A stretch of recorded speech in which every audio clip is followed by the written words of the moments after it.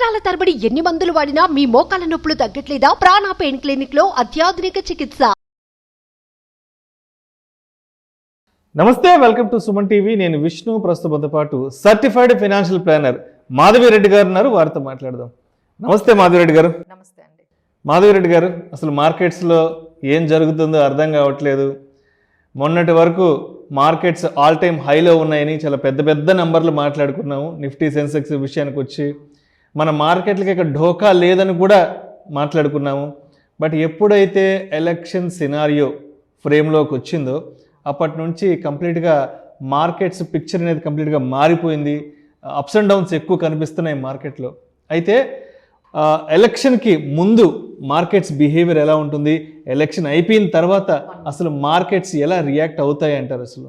So ఇప్పుడు మనం ఏంటంటే ఒక 1 month బిఫోర్ ఎలక్షన్స్ మార్కెట్స్ ఎలా మనం లాస్ట్ 5 ఎలక్షన్ ఇయర్స్ని మనం చూసుకోవచ్చు. లేకపోతే ఆఫ్టర్ 1 month ఎలక్షన్స్ తర్వాత మార్కెట్ వాలటిలిటీ ఏ రేంజ్లో ఉంటుంది, దాదాపుగా ఒక యావరేజ్గా ఒక రేంజ్ అనేది తెలిస్తే మనకి ఓకే ఇంత పర్సంటేజ్ వాలటిలిటీ ఉంటుందని మనకు ఒక అంచనాకి రావచ్చండి. సో మనం ఈ 5 ఎలక్షన్స్ తీసుకున్నట్లయితే 1999 ఒకటి, 2004, 2009, 2014, 2019 ఈ 5 ఎలక్షన్స్ బిఫోర్ 1 month మనం యావరేజ్ వాలటిలిటీ చూసుకున్నట్లయితే 3%, 8%, 6% ప్లస్లో మార్కెట్ వెళ్ళిన చాలా ఉంటే ఒక్కసారి మాత్రం -8%, -7% వరకు కూడా వెళ్ళిన మనకి ఛాన్సెస్ అనేవి కనిపించాయండి. అలానే ఆఫ్టర్ 1 month ఎలక్షన్స్ తర్వాత 1 month వాలటిలిటీ ఇంకా ఎక్కువగా కనిపిస్తుందండి.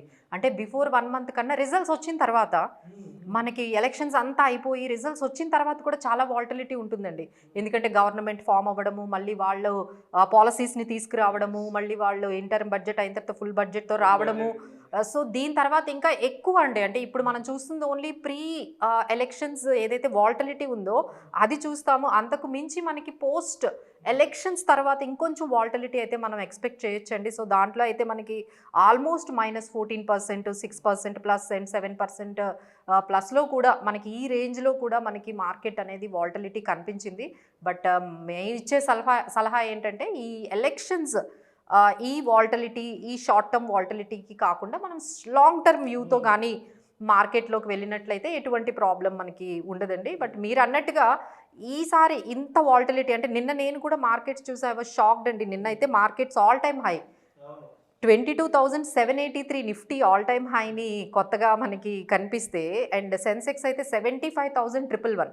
బట్ క్లోజింగ్ టైంకి మళ్ళీ negative closing. So I was so surprised. అసలు 3 o'clock వరకు అండి markets are all time high. Last ½ an hourలో సడన్గా మార్కెట్స్ అంతా కూడా మొత్తం ఏవైతే గెయిన్స్ ఉన్నాయో అవన్నీ వైప్అవుట్ అవ్వడమే కాకుండా నెగిటివ్లో క్లోజ్ అయింది మార్కెట్.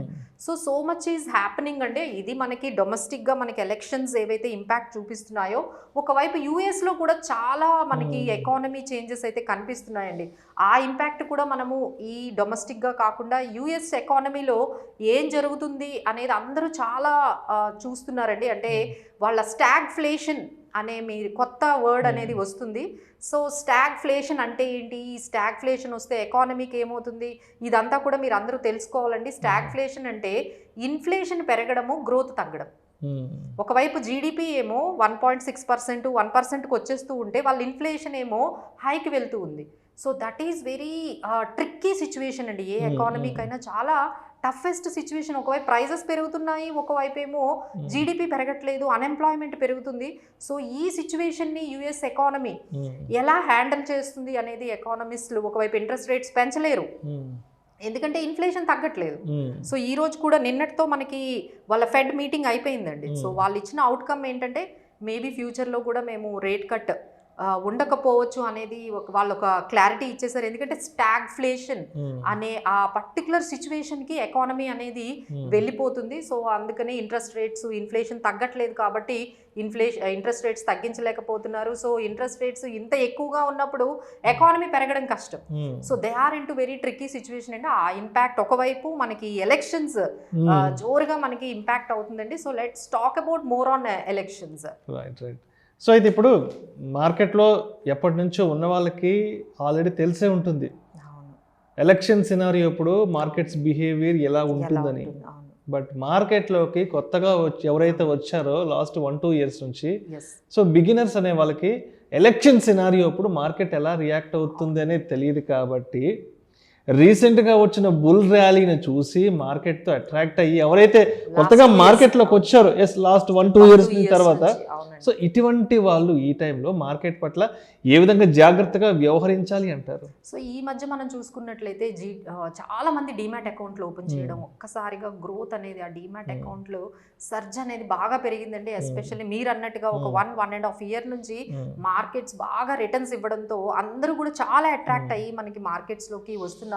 సో వాళ్ళందరికీ కూడా ఈ పర్టికులర్ వాల్టిలిటీ ఏదైతే ఉందో, నిన్న మనం చూసింది అయితే చాలా హ్యూజ్ వాల్టిలిటీ అండి. సో దీని ద్వారా మనకి ఏమవుతుందంటే రీటైలర్ పార్టిసిపేషన్కి ఏం చేయాలో అర్థం కాదు. ఒకసారి పాజిటివ్గా వెళ్తారు, ఇమీడియట్గా మార్కెట్ నెగిటివ్గా వస్తుంది. సరే నెగిటివ్గా ఉంది అంటే మార్కెట్స్ మళ్ళీ పాజిటివ్లోకి వెళ్తూ ఉంటాయి. సో దీనివల్ల చాలా ఈ వాల్టిలిటీ అలవాటు లేక చాలా మిస్టేక్స్ కూడా చేస్తూ ఉంటారండి. సో దానివల్ల చాలా అమౌంట్ అనేది అంటే డెసిషన్స్, రాంగ్ డెసిషన్స్ వల్ల పోర్ట్ఫోలియోలో మీకు చాలా అంటే ఒకవైపు మార్కెట్స్ పెరుగుతూ ఉంటాయండి, మీ పోర్ట్ఫోలియో నెగిటివ్ కనిపిస్తూ ఉంటుంది.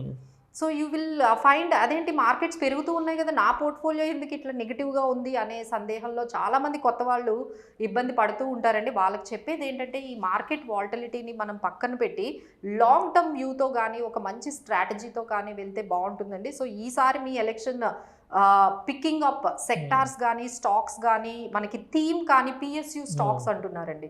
సో ఇప్పుడు థర్డ్ టర్మ్ కూడా definitely BJP will go for third term. కానీ వచ్చినట్లయితే వాళ్ళు ఏవైతే ఓల్డ్ అంటే ఇంతవరకు కంటిన్యూ చేస్తున్న ఏవైతే పాలసీస్ ఉన్నాయో, ఎకనామిక్ పాలసీస్ ఉన్నాయో వాటివే కంటిన్యూ అవుతాయి. కాబట్టి ఈ సెక్టార్స్ అంటే ఎస్పెషల్లీ PSU స్టాక్స్లో కొన్ని డిఫెన్స్ సెక్టార్స్లో మీరు బాగా ఇన్వెస్ట్ చేసుకోవచ్చు. రైల్వే థీమ్ తీసుకొని రైల్వే సెక్టార్లో మీరు ఇన్వెస్ట్ చేసుకోవచ్చు అండ్ PSU స్టాక్స్లో ఉన్నాయి. సో ఇంకొకటి ఏంటంటేనండి ఈ PSU స్టాక్స్లో మనకి ఇంకా బెటర్ బెనిఫిట్ ఏంటంటే వాళ్ళు డివిడెండ్ ఇన్కమ్ పాలసీస్ కూడా బాగుంటాయండి. అంటే మీరు ఈ PSU స్టాక్స్ తీసుకుంటే ఒకవైపు క్యాపిటల్ గెయిన్తో పాటు స్టేబుల్ రిటర్న్స్తో పాటు డివిడెండ్స్ కూడా మంచివి ఇస్తూ ఉంటారు.